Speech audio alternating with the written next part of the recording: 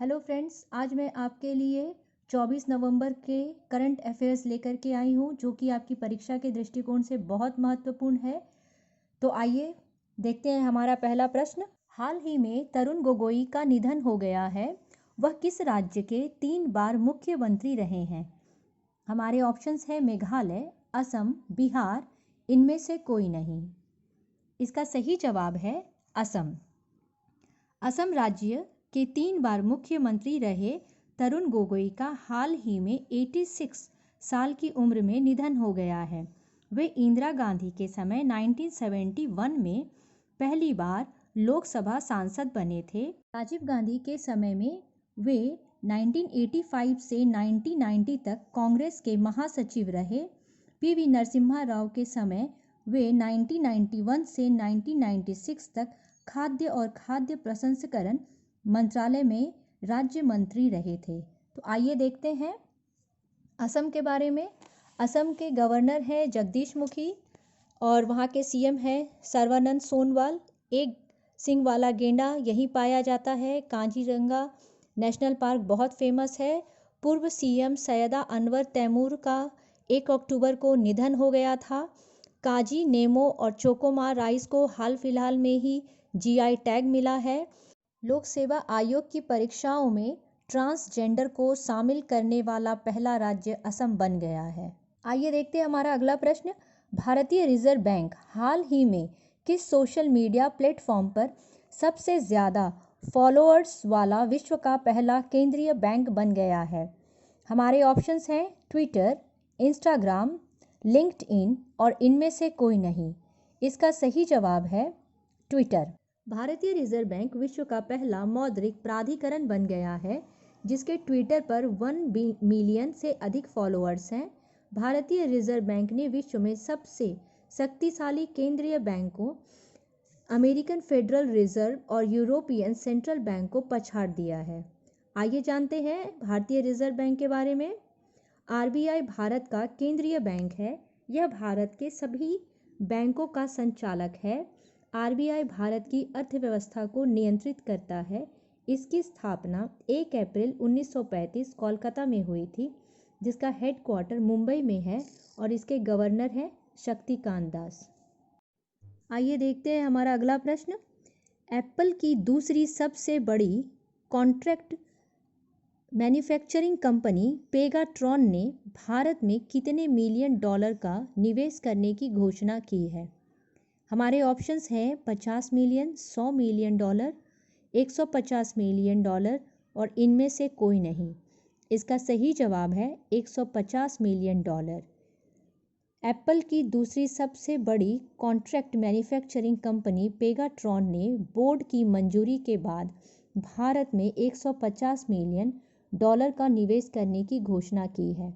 इस निवेश से भारत में मैन्युफैक्चरिंग प्लांट लगाया जाएगा।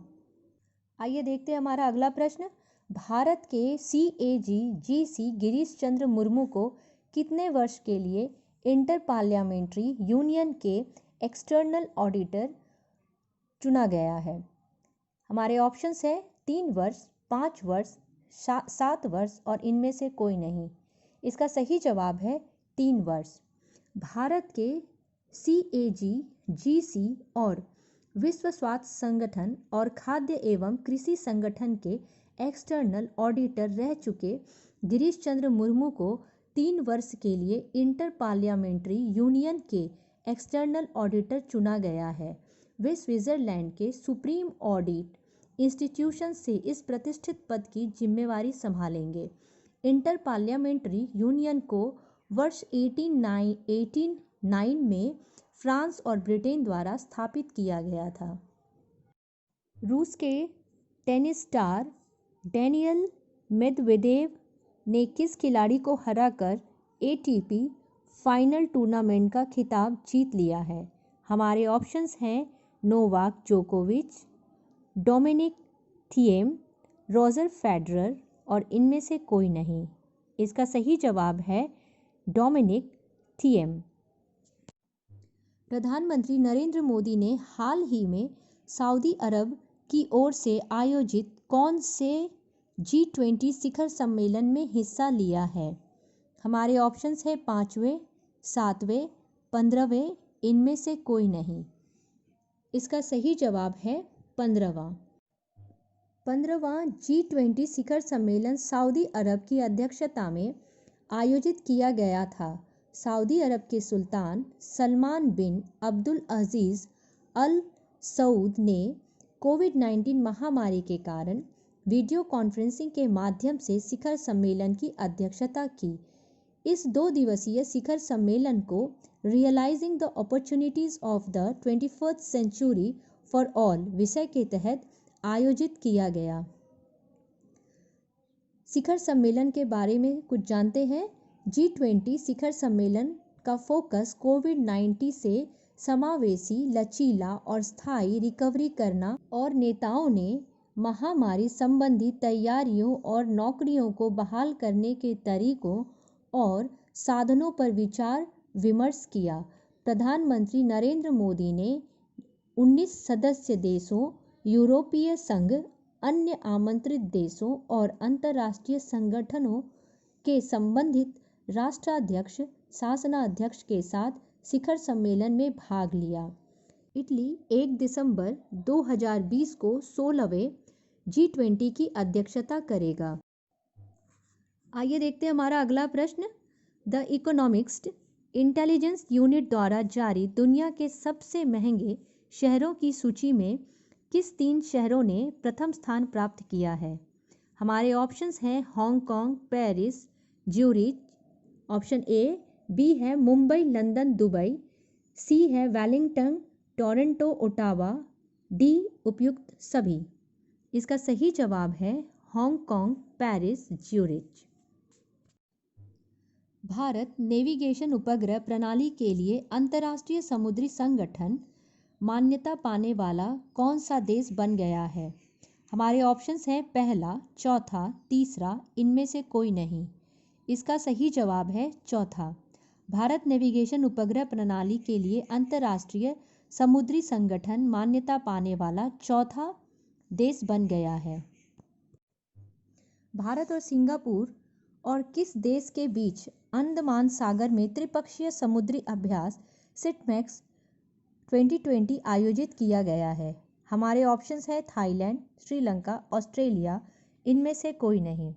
इसका सही जवाब है थाईलैंड। हाल ही में भारत, थाईलैंड और सिंगापुर त्रिपक्षीय नौसेना अभ्यास सिटमैक्स 2020 का दूसरा संस्करण अंडमान सागर में संपन्न हुआ है। भारतीय नौसेना, रिपब्लिक ऑफ सिंगापुर नेवी और रॉयल थाई नेवी के बीच आपसी अंतर और सर्वोत्तम प्रथाओं को बढ़ाने के लिए अभ्यास सिटमैक्स श्रृंखला आयोजित की जाती है।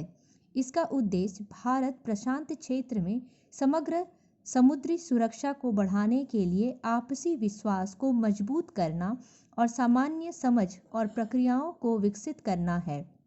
यह अभ्यास भारत के सागर यानी security and growth for all in the region vision के अनुरूप है।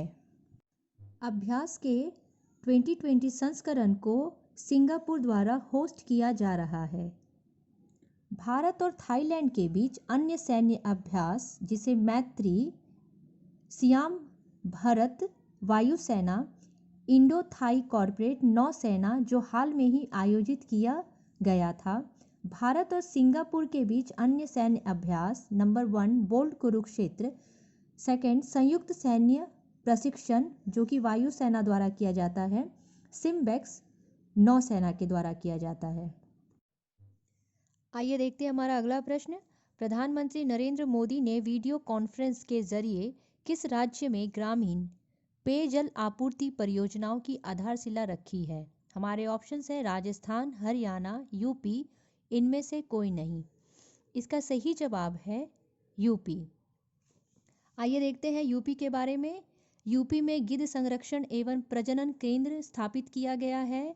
हाल में ही भारत का सबसे पसंदीदा निवेश राज्य यूपी को घोषित किया गया है। 2019-20 में घरेलू सैलानियों को आकर्षित करने वाला राज्य यूपी ही रहा है। 1 करोड़ कोविड-19 टेस्ट कराने वाला पहला राज्य यूपी ही रहा है। हाथ धोना रोको कोरोना जैसे अभियान को यूपी गवर्नमेंट ने ही चलाया था। कोविड-19 के मरीजों के लिए प्रत्येक जिले में L2 के अस्पताल खोलने की घोषणा यूपी गवर्नमेंट ने ही की थी। मिशन शक्ति अभियान यूपी गवर्नमेंट की पहल है। कुपोषित बच्चों के परिवार को गाय देने की योजना यूपी सरकार की पहल है। सौर ऊर्जा खेती द्वारा स्वरोजगार योजना की शुरुआत यूपी गवर्नमेंट ने ही की थी। किस आईआईटी ने मानव रहित सर्वेक्षण क्राफ्ट विकसित की है? हमारे ऑप्शंस हैं IIT Madras, IIT Kharagpur, IIT Mumbai और इनमें से कोई नहीं। इसका सही जवाब है आईआईटी मद्रास। भारतीय प्रौद्योगिकी संस्था आईआईटी मद्रास ने भारतीय बंदरगाहों और अंतर्देशीय जल मार्गों के लिए एक सौर संचालित मानव रहित स्वायत्त सर्वेक्षण क्राफ्ट विकसित किया है। क्राफ्ट स्वायत्त हाइड्रोग्राफिक और समुद्र संबंधी सर्वेक्षण कर सकता है और लंबी दूरी पर वास्तविक समय डेटा संचरण प्रदान कर सकता है। कामराजन बंदरगाह पर चेन्नई तट से क्राफ्ट का सफल परीक्षण किया गया है। आइए देखते हैं हमारा अगला प्रश्न। किसने कोविड-19 RT-PCR लैब का उद्घाटन किया है? हमारे ऑप्शंस हैं अमित शाह, राजनाथ सिंह, PM नरेंद्र मोदी, इनमें से कोई नहीं। इसका सही जवाब है अमित शाह। गृह मंत्री अमित शाह ने 23 नवंबर 2020 को नई दिल्ली में भारतीय चिकित्सा अनुसंधान परिषद ICMR में एक मोबाइल कोविड-19 RT-PCR लैब का उद्घाटन किया है। यह स्पाइस हेल्थ और ICMR द्वारा संयुक्त रूप से विकसित किया गया है। स्पाइस हेल्थ ने देश भर में परीक्षण सुविधाओं और संग्रह केंद्रों की स्थापना के लिए ICMR के साथ एक समझौता ज्ञापन पर हस्ताक्षर किए हैं। आइए देखते हैं हमारा आखिरी प्रश्न। किस राज्य के CM YS जगन मोहन रेड्डी ने अभ्यम परियोजना शुरू की है? हमारे ऑप्शंस हैं तमिलनाडु, आंध्र प्रदेश, केरल, इनमें से कोई नहीं। इसका सही जवाब है आंध्र प्रदेश। आंध्र प्रदेश के मुख्यमंत्री YS जगन मोहन रेड्डी ने केंद्र और सरकारों द्वारा संयुक्त रूप से चलाए गए अभ्यम परियोजना का उद्घाटन किया। परियोजना, जिसे परिवहन विभाग की देखरेख में लागू किया जाएगा, आभासीय रूप से 23 नवंबर 2020 को शुरू किया गया। महिलाओं के नाम पर घर साइट पट्टा भी पंजीकृत किया जा रहा है और महिलाओं को 50% आरक्षण दिया जा रहा है। आइए जानते हैं आंध्र प्रदेश के बारे में। आंध्र प्रदेश के गवर्नर हैं विश्वभूषण हरिश्चंद्र। CM तो जानते ही आप, जगन मोहन रेड्डी। आंध्र प्रदेश के लिए केंद्र सरकार ने पॉइंट ऑफ स्केल यानी 3.1 सॉफ्टवेयर सेवा और घर पर उर्वरक पहुंचाने की सुविधा हेतु ऋण भरोसा केंद्रालय पहल शुरू की है। जगन्ना विद्या कानुका स्कीम यहाँ की स्टेट गवर्नमेंट द्वारा ही चलाई जाती है। Grid connected solar BLDC pump set scheme भी फार्मरों के लिए स्टेट गवर्नमेंट ने ही चलाई है। जल कल स्कीम भी यहाँ के स्टेट गवर्नमेंट के द्वारा चलाई गई है। आंध्र प्रदेश भाषा के आधार पर गठित होने वाला पहला राज्य है और हाल ही में बन्नी उत्सव त्यौहार यहाँ मनाया गया है। अगर आपको मेरा वीडियो पसंद आता है तो प्लीज़ आप इसे सब्सक्राइब करें, लाइक करें और अपने कमेंट हम तक भेजते रहें। आपको पता नहीं है कि एक वीडियो बनाने में कितनी मेहनत लगती है, तो प्लीज़ आप मेरे वीडियो को सब्सक्राइब करना ना भूलें और लाइक करना भी ना भूलें। Thank you.